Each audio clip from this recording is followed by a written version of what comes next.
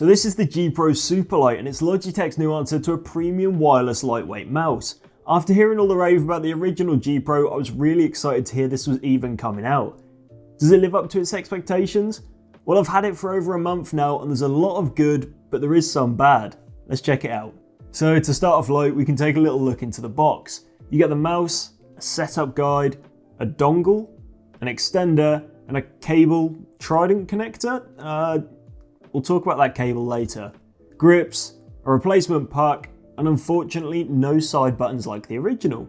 For the first impressions, well, you could call the design of the mouse minimalistic. Much to some people's upset, there's no RGB logo, but when you're focusing on performance and weight saving, it's understandable.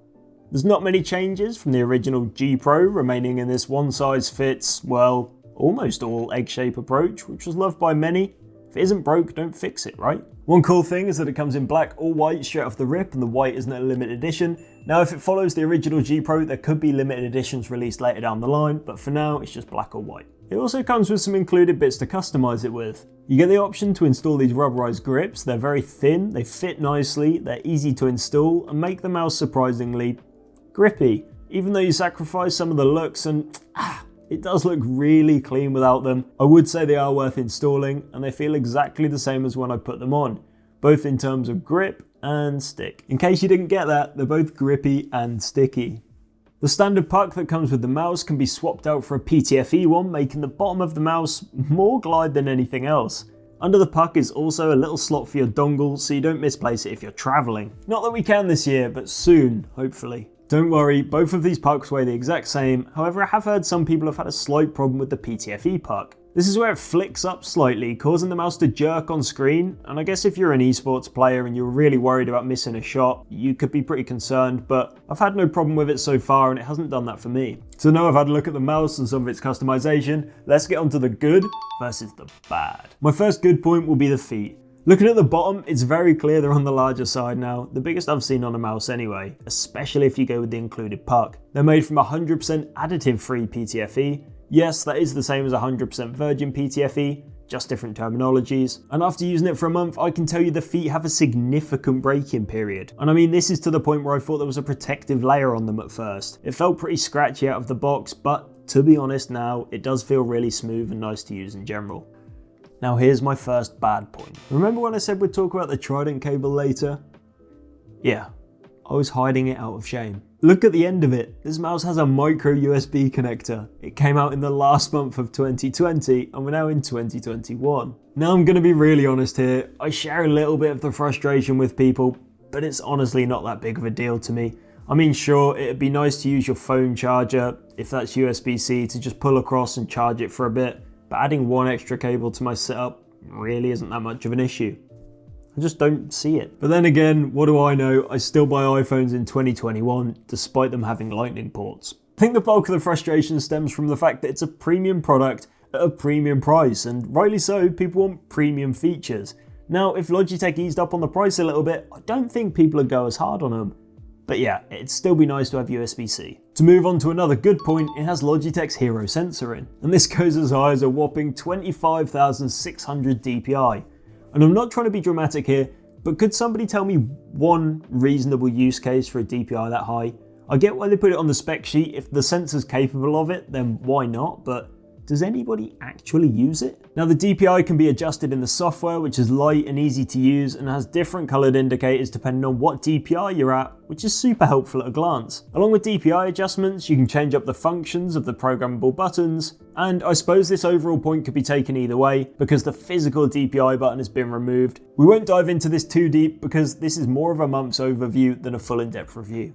So why don't we take a look at another bad point. For people familiar with the standard gpro, you might be watching this video for this exact point. And if you're not familiar with it, the standard gpro suffered from a big double clicking issue. Logitech have said they've made changes to the switches, but they haven't actually told us what changes they made. Hopefully this mysterious change has indeed fixed the issue. All I can tell you for sure is that they sound really crisp, and my left click actually has a tiny bit more play than the right click.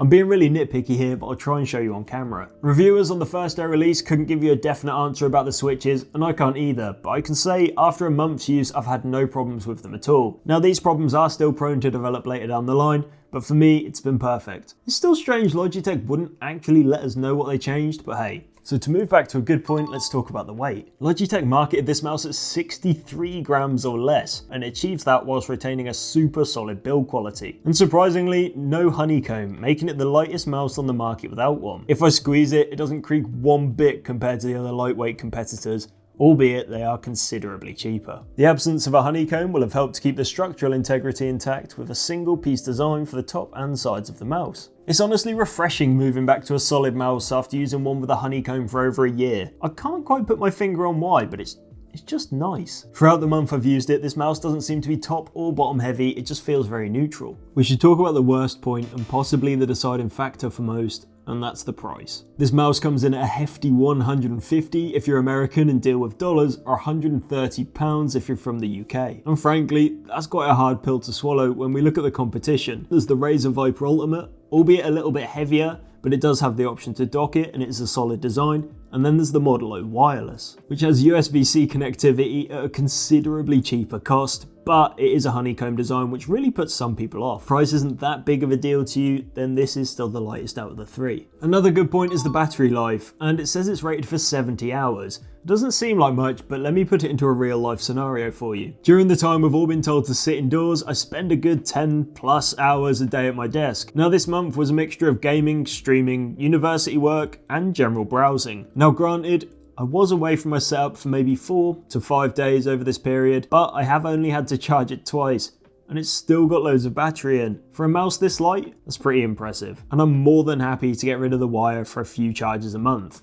To add to that, I don't turn it off or anything when I'm not using it. Now due to the cable being a standard or rubbery one, you really wouldn't want to use it plugged in, but I guess you could at a push. So to round up, the bad points about the price and connector still stand, and yeah, the cable isn't fantastic, but you're going to be using it wirelessly for most of the time. But it is an awesome improvement on an already tried and true mouse. The battery life really surprised me, the feet have broken in properly now and feel super smooth, and I've had absolutely no gripes with performance at all. If you're looking for something high-end, lightweight and wireless, then after my month's use, I'd say this is a very good choice. The switches have been addressed. To what extent we're not sure, but saying that, I'm not overly worried for the first 2 years anyway, because I found Logitech's customer support to be very good. Anyway, that'll about wrap it up guys. Please bear in mind this wasn't a full in-depth review, there's plenty of them out there already, but instead my thoughts and feelings and what popped out to me after a month's worth of use. Hopefully this has helped you make a decision if you wanted to purchase and provided a little bit of a different insight from all the day one reviews.